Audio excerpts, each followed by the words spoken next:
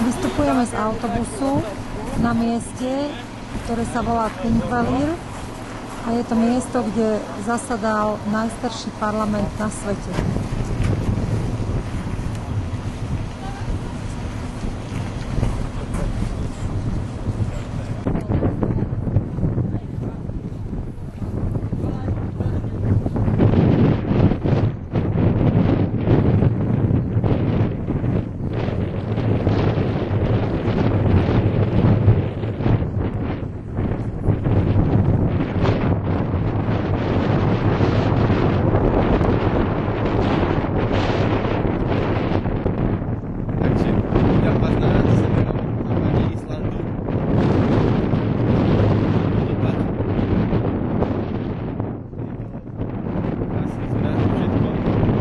Počasie nám dnes vyšlo, neprší.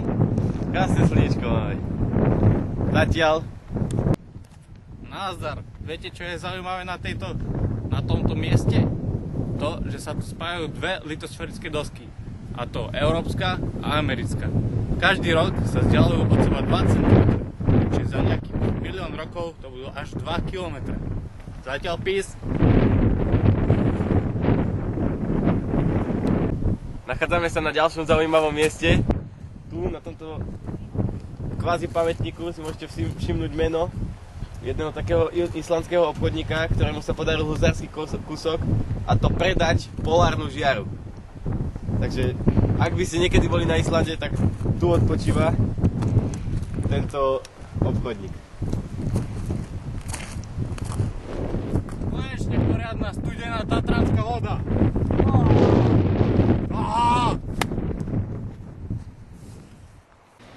Na tomto mieste sa oddelujú dosky od seba. Na pravej strane môžete vidieť americkú dosku a je dosť ťažké sa na ňu dostať, takže do Ameriky asi nepôjdeme. Na ľavej strane môžete vidieť európsku dosku, ktorá je dosť nová.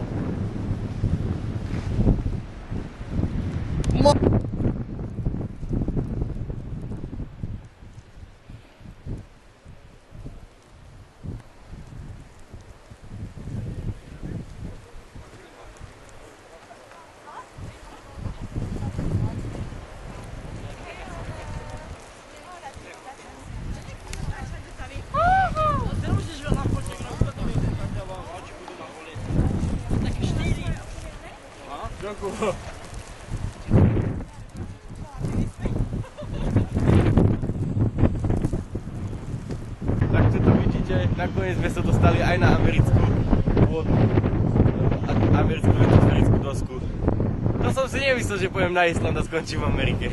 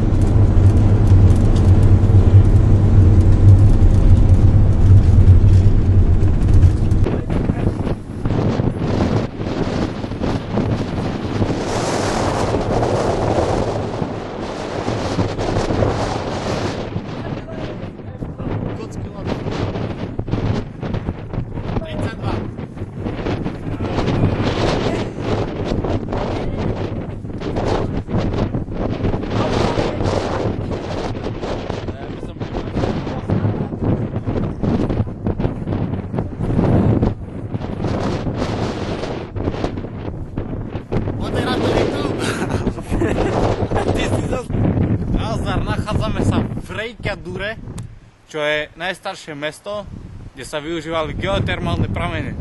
Je to tu krásne a mali ste možnosť vidieť prameň, ktorý tu vyviera už dlhé časy.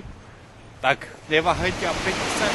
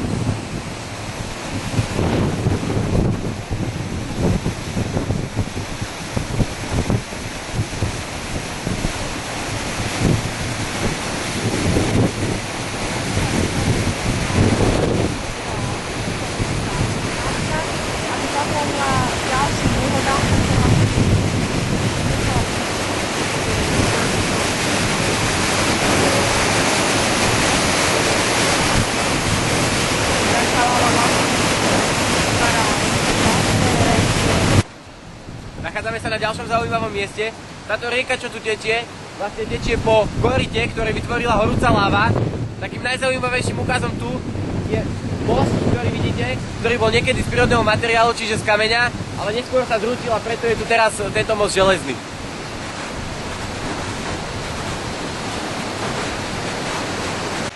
Za mnou môžete vidieť vodopády, ktoré vznikli tak, že horúca lava, jak spadla na rieku, tak utvrdla, vyrobili sa škáry a z tých škár teraz vyvírajú takéto pramene.